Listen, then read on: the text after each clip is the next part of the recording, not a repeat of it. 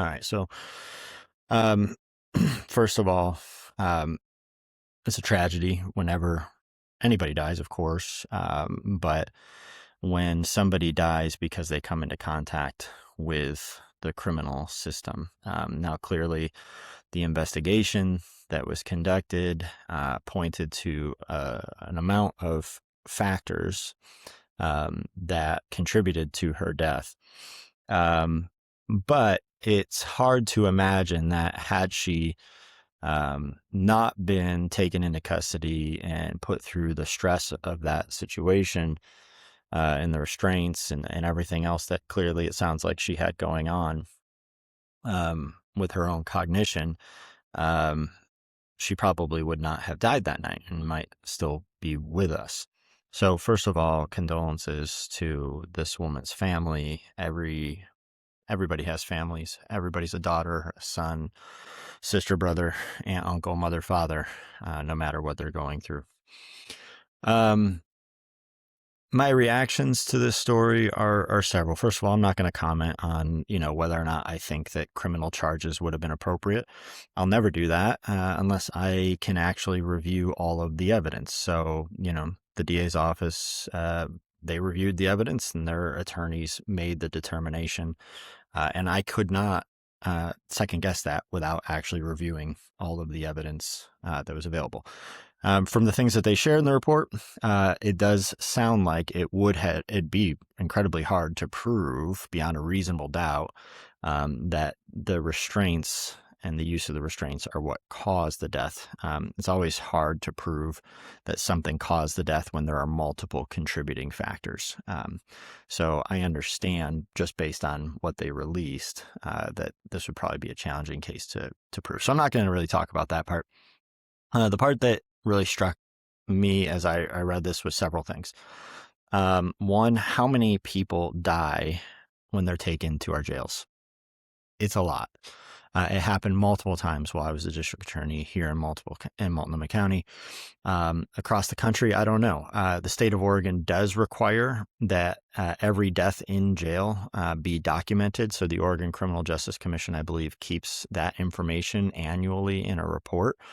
But it's not a small number of people that when they come into contact with the criminal system, that they end up dying, unfortunately. I think there's always things that we can learn and do better. And, again, I'm not here to second guess or Monday quarterback the officers on the scene who took this woman into custody, but clearly from the description of what they say, it was clear to them that she was dealing with some mental health challenges. They were obviously aware of that based on, her non-compliance and incoherence and how she presented moving boulders and uprooting plants at a drive-through of a restaurant. So clearly something needs to be done. People cannot be allowed to do that kind of activity, but the question is what? And does it need to be police? Could there be some other sort of non-police response? Not every community has those resources. I'm not sure about Clackamas County, what resources they have. I know in Portland we do have some resources. They're not robust enough that can be called out to try to de-escalate and help reorient and talk somebody into, getting out of a situation that is disruptive to the community. So, I think one thing that always comes out of these situations, especially when you're dealing with drugs and mental health challenges, is was the force that we used necessary? And in some communities, that's going to be the only tool that is available to them. And I think those communities that have that response ought to seriously consider whether or not they ought to develop more tools to respond to this type of interaction. The second thing I really jumped out to me in this article is she was just days of getting out of prison from serving a 2-year sentence. I have multiple thoughts about that. So first of all, it sounds like she was not well mentally. Did the prison know that? Probably. Was she discharged with a medical plan? Was she signed up for, the Oregon Health Plan? Does she have medication that she was on when she left? Was that medication filled when she left? I don't have the answers to any of those questions, but when I see that somebody within a couple days of being released from a prison is already not doing well mentally, that tends to make me think that that might have been the case before she was released. So what was the release plan like? And what resources were available to her?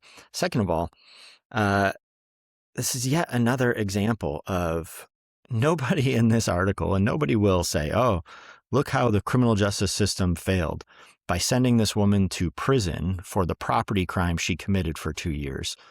She gets out, is immediately committing more crimes,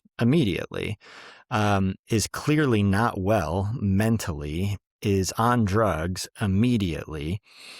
And nobody's saying to themselves, wow, that 2-year prison sentence really did not keep our community safe, really did not work for that woman. I mean, look, I don't know her criminal history or anything else, but just in general, nobody in the media ever questions when somebody went to prison for their last crime, whether or not that sentence was the sentence that was most likely to help keep our community safe. And frequently, we know from the data that almost half the people who are released from prison will commit another crime within the 3 years, or at least be arrested for one within 3 years. So half the time, it fails to prevent future crime. Yet nobody questions that. Yet if you put somebody in a drug treatment court or a treatment program and they fail at 18%, 20%, 30%, people say, oh, wow, it's a terrible failure. I can't believe that didn't, why would you even give them a chance at treatment? Send them to prison. Prison does not work.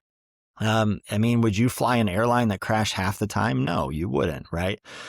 There's no accountability for prosecutors when they make the decision to send somebody to prison. And look, I don't know anything about this woman's specific case, but I do know I've never read a news article that said prison failed, even though clearly in this situation, she got a 2-year prison sentence and immediately came out and was committing new crimes and was not mentally well.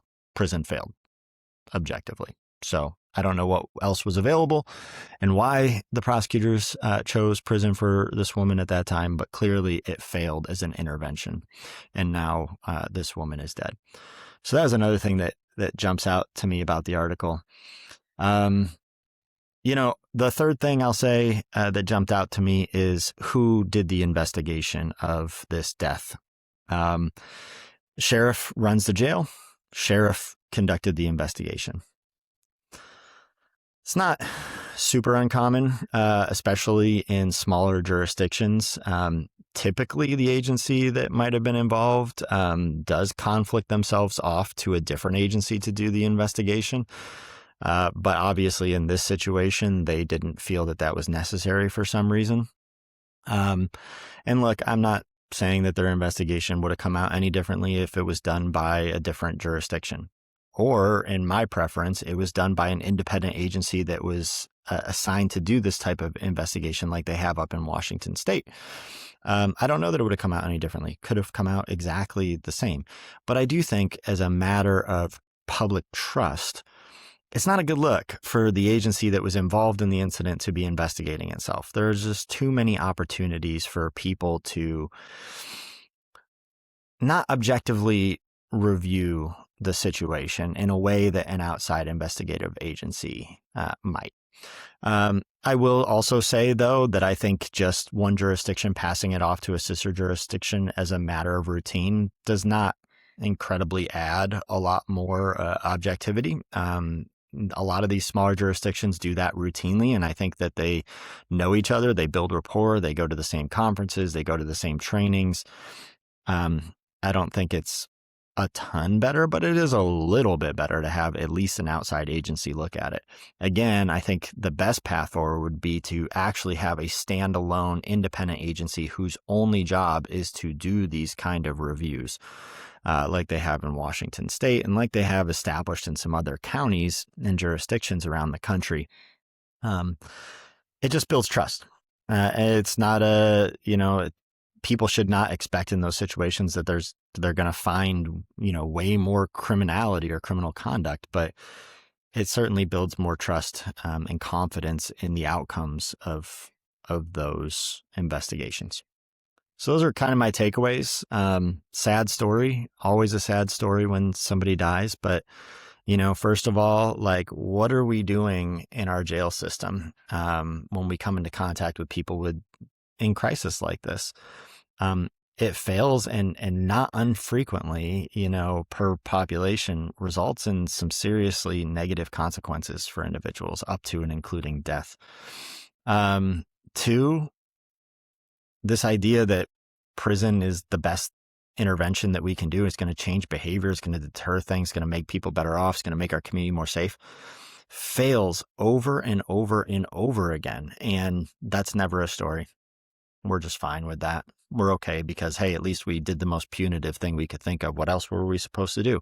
When we have lots of interventions that are tested and we know work better in terms of changing behavior and better long-term outcomes. And I can't help but think that, maybe this woman who went to prison for 2 years for a property crime, had she gotten some sort of a treatment court or intervention, might still be with us today. Might actually would have been healthy 2 years after her sentencing of the previous crime.